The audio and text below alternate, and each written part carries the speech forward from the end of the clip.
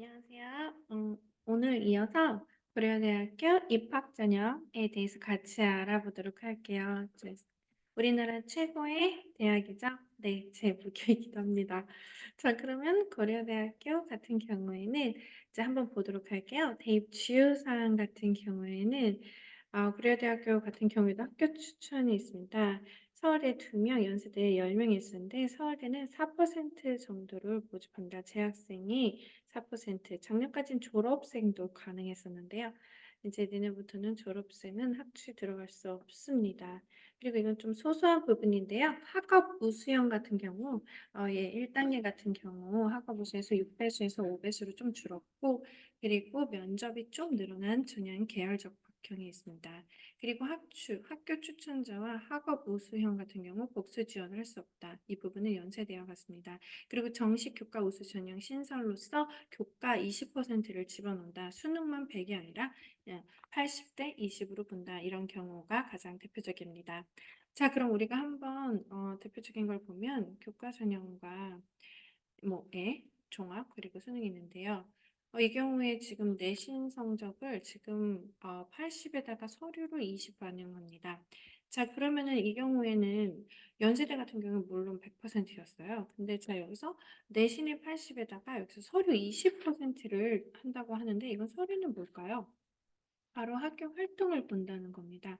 그럼 학교 활동이라는 건 뭐냐면 이제 고교 학종자도 됐는데 이제 어떤 과목을 이수했는지 본다는 겁니다. 20% 정도를 무슨 과목을 이수했는지 그런 것들을 보면서 한다는 거예요. 근데 이제 이 경우에 모집 인원이 많이 감소했다는 점 우리가 볼 수 있죠.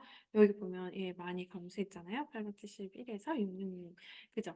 자, 근데 이제 여기서 무슨 얘기냐면 이제 우리가 이제 고교 학종제로 본격적으로 도입되면서 학생들이 어느 정도 자율적으로 내가 이 과목을 듣는다 만다 하는 이런 게 가능해졌잖아요. 그러니까 어떤 과목에 조합을 하는지 그거에 따라서 학생들이 지원하고자 하는 그런 전형에 있어서 유불리가 갈린다는 점, 그 부분에서 철저하게 선생님이랑 의논해서 자신의 미래에 갈 수 있는 그런 분야에 대해서 희망 진로 분야와 관련한 그런 과에 대해서 어떤 과목의 조합이 가장 적합한지 그리고 또 얼터너티브로 무엇이 좋을 수 있는지 그런 것들을 적절하게 조합해 가지고 최상의 결과를 갖기 바랍니다. 그래서 여기 보면은 우선 학종에는 세 가지가 있는데요. 학업 우수형과 사이버 국방과 계열 적합형이 있습니다. 학업 우수형 같은 경우는 여기서는 서류 100%, 그다음에 연접이 30%이고 수능 최저 같은 경우는 복잡해서 뒤 슬라이드로 옮겼어요. 자, 사이버 국방이 뭐냐면 군대 가는 거예요. 그러니까 군대의 정보 장교로 가는 건데요. 자, 물론 여러분들이 여기서 잘 판단해야 됩니다. 이게 무슨 얘기냐면 대학교 졸업한 다음에 군대 정보 장교로 가는 거예요. 그러니까 본인이 군인에 대한 어떤 의지가 없다면 어떤 후회를 할 수도 있다는 점, 그거에 대해서 굉장히 신중하게 생각하면서 지원을 해야 합니다. 그리고 뽑는 방식도 굉장히 특이한 게 군인 면접 같은 게 있는데요. 자, 여기서 기타가 20%, 군대에 나와서 직접 면접을 진행을 한다고 합니다. 자, 계열 적합형이라는 거는 학과 우수형이 여기서 이제 수능 최종행위 기준이 적용됐잖아요. 근데 계열 적합형에는 미적용이 된다는 점, 이 차이가 있다는 점 꼭 파악하시고. 자, 이제 계열 적합형의 인원수는 조금 늘렸습니다. 473에서 593으로.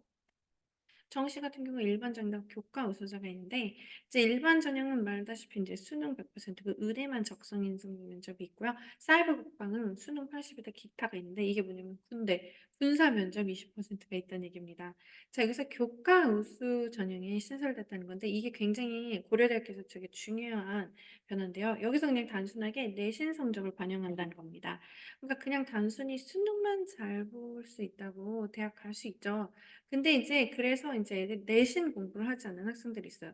근데 그런 학생들을 고려대학교에서 어떤 경고의 일침을 날리는 거죠. "너 내신 공부 안 하면 안 돼. 내신 성적도 좋으면서 수능 성적도 좋은 애들을 우리는 뽑을 거야." 그러니까 어떤 선언적인 그런 발표라고 할 수 있죠. 역시 의대는 적성 인성 면접이 있습니다.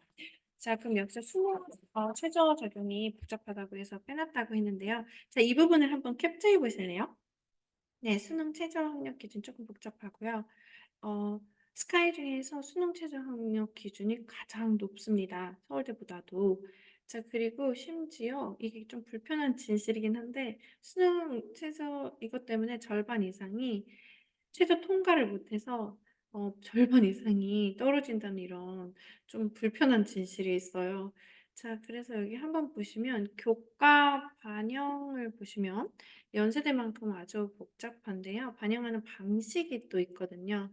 그래서 이제 진로 선택 과목 같은 경우는 뭐 A, B, C밖에 안 나오잖아요. 그러면 A는 어떤 식으로 반응하지? 그리고 B는 어떤 식으로 반응하지? 이런 거에 대해서 교과 반영에 복잡한 방법이 있습니다.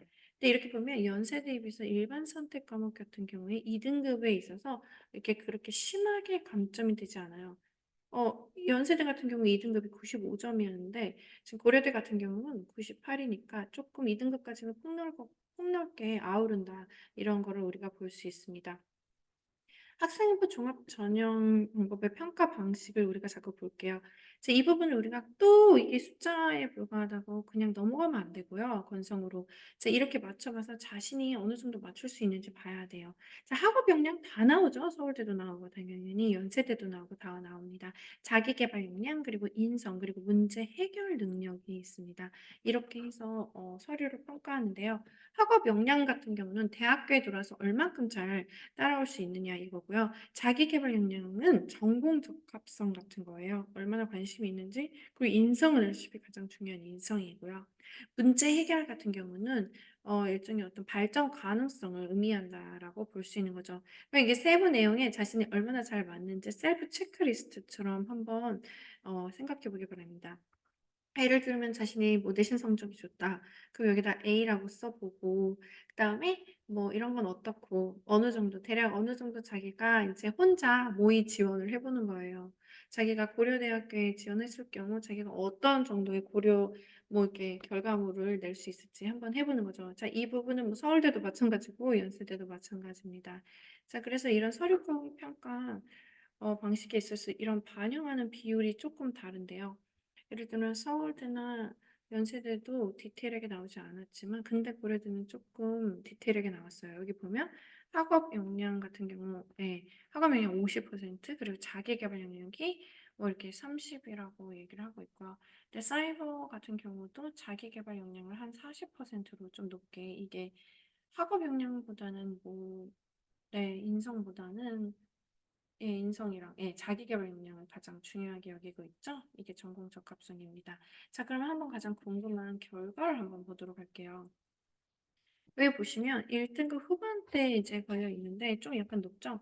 연대나 서울대보다도 이게 점수가 왜 이렇게 낮게 있냐면 고려대학교 가는 경우는 수능 최저가 높기 때문에 1등급 후반에 지금 이렇게 걸려 있는 거거든요. 그러니까 지원자 중에서 지원자 뭐 435명이 모두 있는데 9대 1 정도의 경쟁률이잖아요. 그럼 9대 1 정도의 이게 굉장히 낮은 편이란 말이에요, 경쟁률. 그러니까 수능 최저 통과자가 이 정도밖에 안 된다. 그러니까 실제 경쟁률이 한 3.5대 1밖에 안 되는 경우에 그러니까 아무래도 이 점수가 조금 낮게 형성돼 있다는 거죠. 학업 우수는 수능 최저 통과가 더 어렵습니다. 그래서 여기서 보면 학교 추천 뭐 교과 이런 거는 세개 영역 등급 7인가 이랬는데 학업 우수는 왜 4개 영역 8 이렇게 돼 있거든요. 그러니까 굉장히 수능 최저 영역 기준이 굉장히 까다롭고 높다. 그러니까 여기서 보면 2.8까지 떨어지는 거예요. 예, 이 수능 체제가 높아서 이런 일이 발생하는 거죠.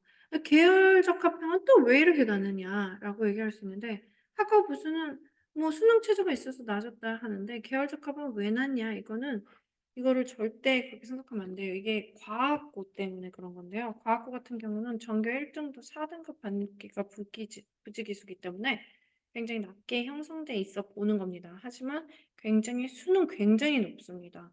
이런 학생들은 과학고 학생들이기 때문에 예, 거의 그래서 낮게 돼 있다는 점 그거를 볼 수 있고요. 자, 정시 같은 경우를 한번 볼게요. 정시 같은 경우는 뭐 국어랑 수학을 이렇게 반영하고 뭐 탐구 같은 경우는 조금 낮게 반영을 하죠. 자연계 같은 경우는 수학의 반영 비율이 굉장히 높죠. 그리고 과학 탐구도 굉장히 높은 걸 지금 보고 있죠. 예, 자연계 같은 경우는 사회 반영 안 하고 과학을 반영하고 있죠. 여기서 보면 수학 같은 경우에 자연계 같은 경우는 미적분, 기하를 선택해야 합니다. 확통 말고요. 미적분, 기하를 네, 해야 하고요. 영어 같은 경우는 등급별 감점을 하고 있죠. 근데 감점의 폭이 2 등급까지는 뭐 그렇게 부담스럽진 않아요. 그래서 3 등급부터는 6, 9 이렇게 감점 이렇게 되니까 4 등급부터는 사실상 지원이 불가하다고 보고 있는 거죠. 한국사 같은 경우는 괜찮아요. 한국사 같은 경우에 1 등급부터 4 등급까지는 거의 만점을 가능하고 뭐 5 등급, 6 등급, 뭐 7 등급 이전까지는 괜찮은데 9 등급에는 감점이 좀 크죠.